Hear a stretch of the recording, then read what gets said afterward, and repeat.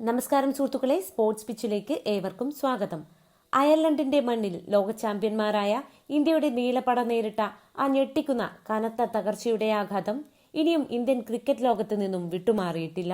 അയർലൻഡിനെ പോലൊരു കൊച്ചു ടീമിന് മുന്നിൽ ഇന്ത്യ ഇത്രത്തോളം ദയനീയമായി ആയുധം വെച്ച് കീഴടങ്ങണമെങ്കിൽ അത് വെറുമൊരു അപ്രതീക്ഷിത പരാജയമല്ല, മറിച്ച് മോഡേൺ 2020 ക്രിക്കറ്റിന് ഒട്ടും അനുയോജ്യമല്ലാത്ത ചില ഗുരുതരമായ സാങ്കേതികവും തന്ത്രപരവുമായ പാളിച്ചകളുടെ വലിയൊരു ദുരന്തഫലം തന്നെയാണ്. പേപ്പറിൽ നമ്മൾ എത്ര വലിയ വമ്പന്മാരാണെന്ന് പറഞ്ഞിട്ടും കാര്യമില്ല.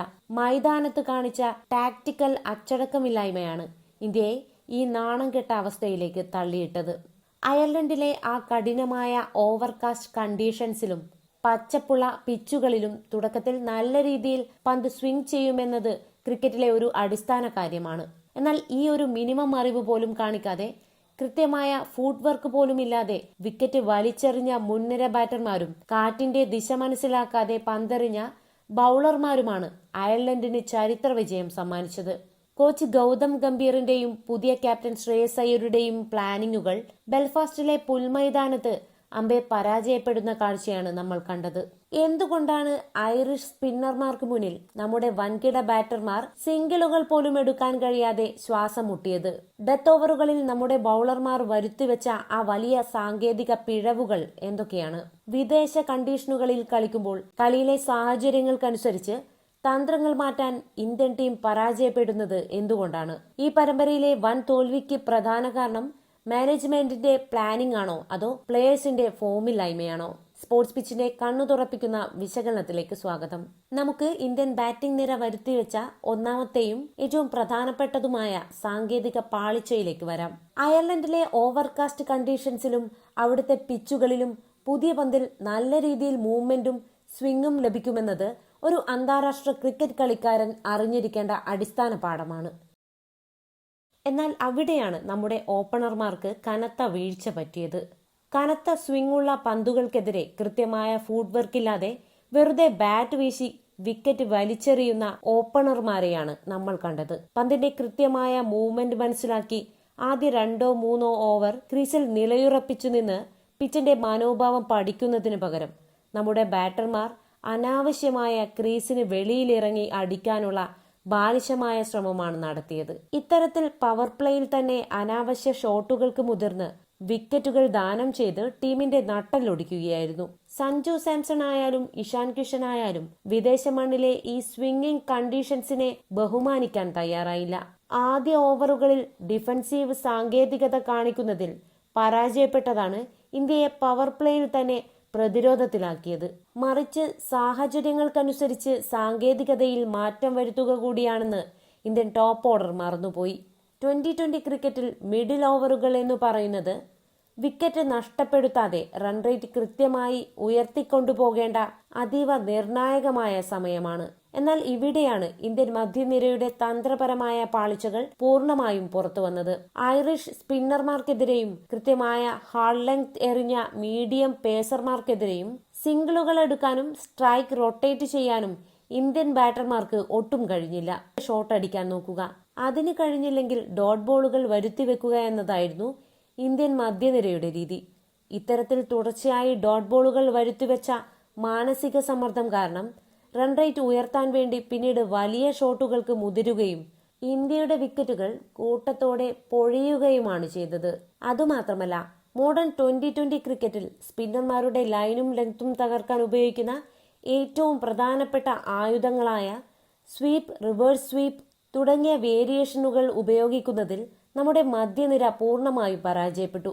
ഒരു പരമ്പരാഗത ശൈലിയിൽ മാത്രം സ്പിന്നിനെ നേരിടാൻ നോക്കിയ തിലക് വർമ്മയും ശിവം ദുബെയുമെല്ലാം ഐറിഷ് സ്പിൻ കെണിയിൽ വളരെ ഈസിയായി വീഴുകയായിരുന്നു. സ്ട്രൈക്ക് റൊട്ടേഷനിലെ ഈ പോരായ്മയാണ് ഇന്ത്യൻ റൺ റേറ്റ് താഴ്ത്തിയത്. ബാറ്റിംഗിൽ മാത്രമല്ല ബൌളിംഗിലും ഇന്ത്യ വരുത്തിവെച്ചത് അങ്ങേയറ്റം ദയനീയമായ തന്ത്രപരമായ വീഴ്ചകളാണ്. അയർലൻഡിലെ ഗ്രൗണ്ടുകളിൽ എപ്പോഴും ശക്തമായ കാറ്റ് വീശിയടിക്കാറുണ്ട് എന്നത് അവിടുത്തെ മറ്റൊരു പ്രധാന പ്രത്യേകതയാണ്. ഒരു മികച്ച അന്താരാഷ്ട്ര ബൌളിംഗ് നിര ഈ ശക്തമായ കാറ്റിനെ തങ്ങൾക്ക് അനുകൂലമായി ഉപയോഗിക്കുകയാണ് ചെയ്യേണ്ടത്. എന്നാൽ നമ്മുടെ ബൌളർമാർക്ക് അതിന് സാധിച്ചില്ല. കാറ്റിന്റെ ദിശ കൃത്യമായി മനസ്സിലാക്കി അതിനനുസരിച്ച് തങ്ങളുടെ ലൈനും ലെങ്തും ക്രമീകരിക്കുന്നതിൽ പ്രസിദ്ധ് കൃഷ്ണയ്ക്കും വാഷിംഗ്ടൺ സുന്ദരനും വലിയ വീഴ്ചയാണ് പറ്റിയത്. പിച്ചിൽ നിന്ന് തുടക്കത്തിൽ നല്ല രീതിയിൽ മൂവ്മെന്റും സീമും ലഭിച്ചിരുന്നിട്ടും അത് മുതലാക്കി ഫുള്ളർ ലെങ്തിൽ പന്തെറിഞ്ഞ് വിക്കറ്റ് നേടാൻ നോക്കുന്നതിന് പകരം നമ്മുടെ പേസർമാർ അനാവശ്യമായി ഷോർട്ട് ബോളുകൾ എറിയാനാണ് ശ്രമിച്ചത്. അയർലൻഡിലെ സ്ലോ പിച്ചുകളിൽ ഈ ഷോർട്ട് ബോളുകൾ ഐറിഷ് ബാറ്റർമാർക്ക് വലിയൊരു അനുഗ്രഹമായി മാറുകയായിരുന്നു. റീബൗണ്ട് ആയി വരുന്ന പന്തുകളെ അവർ വളരെ ഈസിയായി അതിർത്തി കടത്തി റൺസ് അടിച്ചുകൂട്ടി. കണ്ടീഷൻസിന് അനുയോജ്യമായ രീതിയിൽ പന്തിന്റെ ലെങ്ത് അപ്പ് ഫ്രണ്ട് ആക്കുന്നതിൽ നമ്മുടെ പേസ് പട കാണിച്ച ഭീരുത്വമാണ് അയർലൻഡിനെ ഒരു വമ്പൻ സ്കോറിലേക്ക് നയിച്ചത്. അവസാന ഓവറുകളിൽ കൃത്യതയാർന്ന യോർക്കറുകൾ എറിയുന്നതിലെ വലിയ കുറവ് നമ്മുടെ ബൌളർമാരിൽ വീണ്ടും നിഴലിച്ചു നിന്നു. മത്സരത്തിന്റെ അവസാന ഘട്ടത്തിൽ ഐറിഷ് ലോവർ ഓർഡർ ബാറ്റർമാർ ക്രീസിൽ നിലയുറപ്പിച്ചപ്പോൾ അവർക്കെതിരെ വൈഡ് യോർക്കറുകളോ അല്ലെങ്കിൽ ബാറ്റർമാരെ ആശയക്കുഴപ്പത്തിലാക്കുന്ന സ്ലോവർ ബൗൺസറുകളോ കൃത്യമായി എക്സിക്യൂട്ട് ചെയ്യാൻ നമ്മുടെ ഡെത്ത് ബൌളർമാർക്ക് ഒട്ടും കഴിഞ്ഞില്ല. ഒരേ ലൈനിലും ലെങ്തിലും വന്ന പ്രവചിക്കാവുന്ന പന്തുകളെയാണ് നമ്മുടെ ബൌളർമാർ എറിഞ്ഞുകൊടുത്തത്. ഐറിഷ് കളിക്കാർ ഈ പന്തുകളെ വളരെ ഈസിയായി മനസ്സിലാക്കുകയും വലിയ ഷോട്ടുകളിലൂടെ മൈതാനത്തിന്റെ നാനാഭാഗത്തേക്കും പറത്തുകയും ചെയ്തു. ഡെത്ത് ഓവറുകളിൽ പ്ലാൻ എ പരാജയപ്പെടുമ്പോൾ ഉപയോഗിക്കേണ്ട പ്ലാൻ ബി എന്താണെന്ന് പോലും നമ്മുടെ ടീമിന് നിശ്ചയമില്ലായിരുന്നു. ഈ ഒരു ടാക്ടിക്കൽ അച്ചടക്കമില്ലായ്മയാണ് അയർലൻഡിന്റെ സ്കോർ ബോർഡിന് വമ്പൻ കരുത്തു നൽകിയത്.